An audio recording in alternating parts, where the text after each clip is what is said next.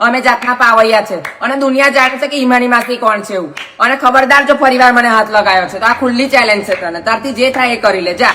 અને મારા બી ભાઈ ભત્રીજા છે અને મેં બી 9 મહિના કોખમાં જન્મ લઈને જ પેદા થઈ છું, તો તું મને જેવું તેવું બોલી જશે તો મારા ભાઈ ભત્રીજા ક્યારેય નહીં ચલાવે અને આ પૃથ્વી બી ક્યારેય નહીં ચલાવે, કારણ કે હિમાની માસી કોણ છે ને તે બધા જાણે જ છે. જય માતાજી, જય શ્રી મહાકાલ, શિવ શંકર શંભુ. સો ગઈકાલે રાત્રે છે ને મારા ત્યાં એક 7:30 વાગે છે ને 9 મહિનાની કે 8 મહિનાની પ્રેગ્નેન્ટ એક લેડીઝ આવી હતી દશામાના દર્શન કરવા માટે. ત્યારે આ તેજપાલભાઈ કરીને ગુજ્જર છે જે અમારા સોસાયટીની અંદર ડી ટાવરની અંદર 404 ની અંદર રહે છે, બરાબર? 404 માં રહે ને બેટા? 404 ની અંદર તેજપાલ ગુજ્જર કરીને રહે છે. તો જે છોકરાઓ વોલન્ટિયર્સ મારા ત્યાં ઉભા હતા, બરાબર છે, મારા ઘરના જ છોકરાઓ છે, એ લોકોની સાથે બહુ અભદ્ર વ્યવહાર કર્યો, બહુ જોર જોરથી ગાળી ગલોજ ને એવું તેવું કર્યું. ને પછી કાલે મેં સમાધાન કરી દીધું, પતી ગયું, બધું ખતમ થઈ ગયું. અને પછી બીજા દિવસે એ છોકરાને બોલાવીને મારવાની ધમકી આલી, ગભરાયો એને બીવડાયો અને બહુ એને ત્રાસ આપ્યો. છોકરો અહીંયાથી ગતો રહ્યો. પછી મને ફોન આવ્યો, પછી મેં નીચે ગઈને પૂછ્યું કે શું છે તારી આ બધી મેટરોને શું તકલીફ છે.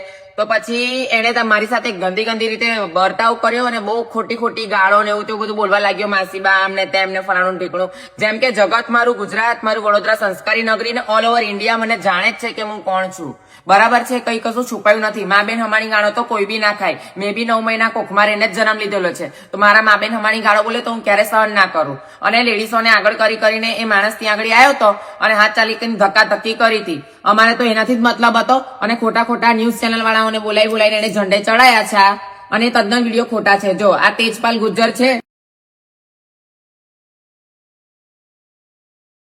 હું અહીંયા ડી ટાવર ની અંદર રહું છું, હું એકલી જ રહું છું. મારી સાથે કોઈ મારા કિન્નર અખાડામાંથી કોઈ સદસ્ય મારું રહેતું નથી કે મારા ફેમિલી વાળા કોઈ રહેતા નથી, બરાબર છે? હું એકલી જ અહીંયા આગળ રહું છું. તો ખોટું આવું તેવું હેરાન કરવાનું બંધ કરી દે. અવારનવાર બહુ જ હેરાન કર્યા છે. અવારનવાર મેં બાપોદ પોલીસ સ્ટેશન ની અંદર બહુ જ કમ્પ્લેન આપેલી હતી એની. જે વસ્તુ આ થયું છે એ બહુ જ ખોટું છે અને આ જે ખોટા ન્યૂઝમાં વિડીયો ચલાવે છે ને એ બધું બી ખોટું છે, એ તદ્દન ખોટું છે. અને ન્યૂઝ વાળાને બી કહી દઉં છું કે માસીબા સમાજ, કિન્નર સમાજને ટાર્ગેટ કરવાનું બંધ કરી દો. હિમાની માસીને ટાર્ગેટ કરવાનું તમે લોકો બંધ કરી દો.